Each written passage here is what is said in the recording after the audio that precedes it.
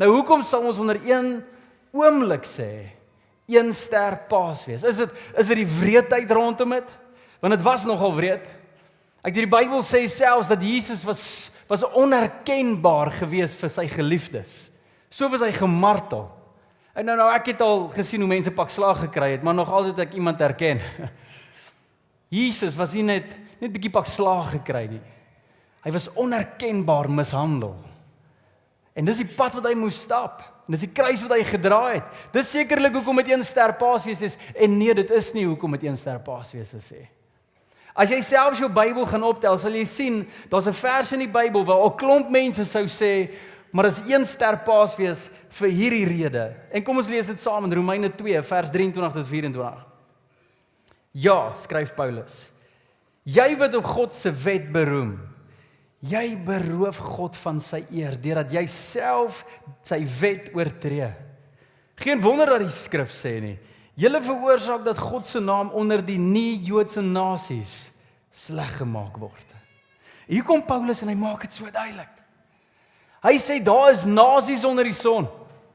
Mense wat nie geassosieer word met God nie, mense wat nie hulle self assosieer as Christene nie, wat na die Christene kyk en sê, regtig, is dit wat 'n Christen is?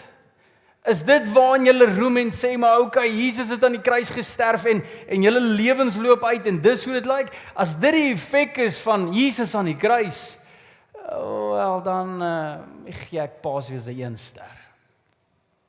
En Paulus sê, daar's mense wat kyk na Christene, wat sê, maar dankie Here, dankie vir die prys, en sê, maar as dit is hoe julle dankie lyk, wil ek niks met Christenskap uit te waai nie. En daarom is Paasfees 1 ster. Dis nie noodwendig omdat daar 2 miljoen Christene vandag met mekaar kom om te herdenk, dis mooi. Dit is nie die bloedvlekke wat deur die Via Dolorosa gelê het en Jesus wat gemartel is nie. Dis 'n mooi ding. Dis Jesus se liefde aan ons. Dis die feit dat daar biljoene Christene is onder die son. Wat sê, maar die Here het vir my gesterf en ek glo in hom. Maar dan stap ons weg van hierdie herdenking af en ons lewens wys nie van daai liefde nie. Dan kyk die wêreld en sê, maar nee dankie. Ek stel nie belang om net by 'n kerk aan te kom waar mense hande klap vir die Here nie. Ek stel belang in 'n Christendom wat lyk soos Christus. Gandhi, julle het al gehoor van Mahatma Gandhi. Hy was 'n bekende Hindoe gewees. En selfs hy sê die volgende, was my so opvallend. Hy sê, I like your Christ. I do not like your Christians. Your Christians are so unlike your Christ. En hier sit ons met 'n uitdaging. Want as ek en jy vandag hier sit, is hier my een hart wat ek graag wil binne in ons almal weer wakker kry. Is dat ons daai tipe Christen en volgelinge sal wees wat sê, nie net dankie Here vir 'n 5 ster Paasfees en dankie vir die 5 ster kruis, en stap ons uit en daai kruis raak ons niks nie, ons bly 1 ster nie. Ons volgelingskap moet ook lyk soos 5 ster Christene. En die vraag is, hoe lyk dit? Want ons almal sal op Paasfees sê, maar Jesus het die prys betaal en dit is so, maar waarvoor het hy die prys betaal, besef jy dit? Want ek en jy kom baie kere en sê, maar die Here het my sondes vergewe, en hy het aan die kruis, maar weet jy wat se sondes? En hier is hoe ons dit baie keer mis. En hier is hoekom ons baie keer in 'n 5 ster kruisiging vasstaar en wegstap as 'n 1 ster Christen. Dis omdat ons besef Jesus se bloed het gevloei, maar ons besef nie vir wat 'n sonde van my was dit nie. Nou hier is my vraag. Waarvoor spesifiek het Jesus vir jou dood gegaan? Waarvoor? Want as jy nie weet hoekom hy gehang het nie, kan ek jou nou al beloof, daar gaan 'n 1 ster Christendom in jou lewe wees. Nee, maar hy my sonde. Nee, spesifiek. Wat is daar in jou lewe waar jy oortree het, waar jy geweet het hierdie ding gaan jou nie hel kry, waar jy geweet het hierdie sonde wat ek nou mee besig is juis hoekom Jesus gebloei het? Wat is daai ding? Dalk het jy 1, 2, 3. Ek wonder as ons die vraag volgende bietjie kan draai en sê, Here, as U kan praat met elke mens vandag en sê, maar hierdie is die ding waarvoor ek gesterf het vir Mordekai. Mordekai, hier's die sonde. Nie die vraag vra aan jouself nie, maar die vraag vra vir God. Here, waarvoor spesifiek het U gebloei? Die Here sal baie dinge kan uitlig in ons almal se lewens. En sê, hey, Piet, ek het gesterf vir daai ding. Piet, onthou jy laasweek, 2 weke terug? Piet, onthou jy daai? Sorry, onthou jy daai? Maar hoor mooi, daar's een ding waarvoor hy gesterf het wat ons almal raak. Daar's een ding waarvoor hy gesterf het, een spesifieke sonde wat heel bo in sy lys was. Waar God gesê het, maar hierdie ding is die ding, as ek dit kan doodmaak, dit vergewe kry, dit uit die pad uit kry, dan gaan Christene nie uitstap as 'n 1-ster Christen nie, maar hulle gaan meer toegewyd in my wees. Nou is hy vraag, maar wat is daai een ding? Wel, dit staan in die Bybel.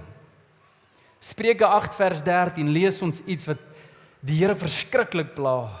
'n Sonde bo alle sondes, en hy sê, hulle wat respek het vir die Here, haat dit wat verkeerd is.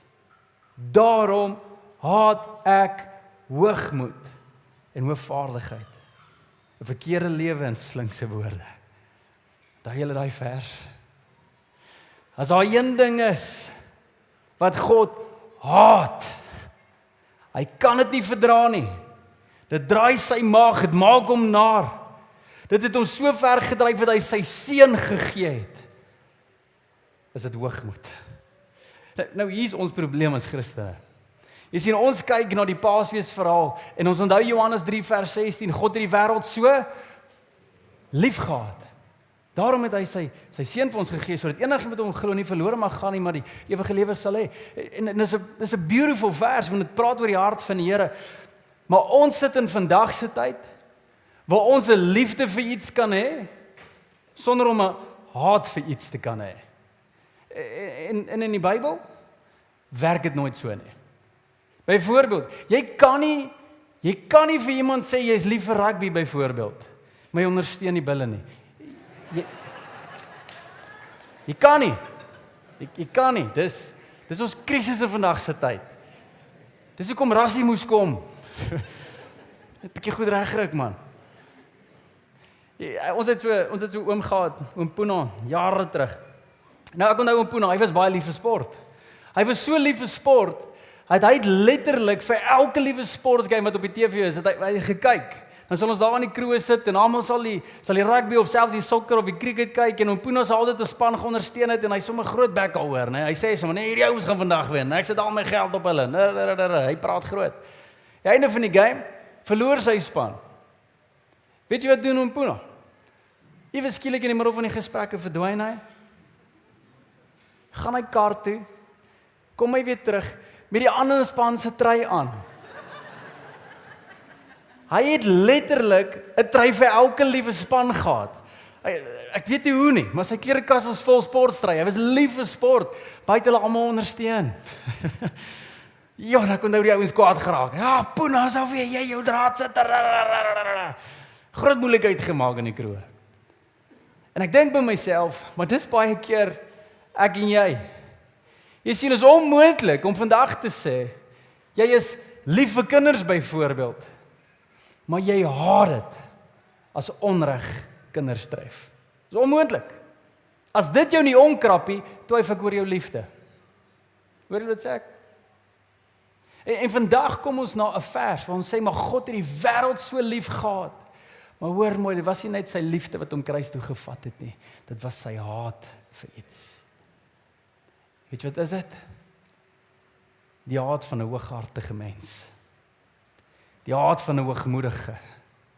Want daar is niks soos hoogmoed wat mense wegkry van die Here af. Maar hier's wat ons moet besef, hoogmoed is die vyand se taktiek nog altyd, julle. Nog altyd.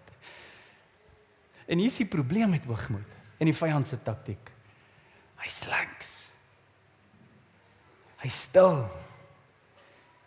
Die hoogmoed is nie, jy stap in en nou wil die duiwel verklaar, ek is hier, hallo.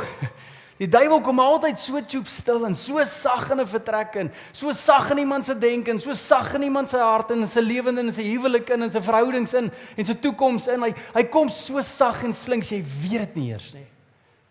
En ewe skielik stadig maar seker beïnvloed hy ons. Een klein dingetjie op 'n slag, een klein dingetjie op 'n slag. En voor ons so uitvee, dit gebeur met Adam, dit gebeur met Dawid, gebeur met ons geloofshelde en dit gebeur met my en jou ook. Ewe skielik voor ons so uitvee, het hoogmoed ingekruip. En die ding wat ons gesê het, maar ons is so lief vir die Here, maar as ons lief is vir hom, dan sal ons hoogmoed ook haat. Want hy haat dit.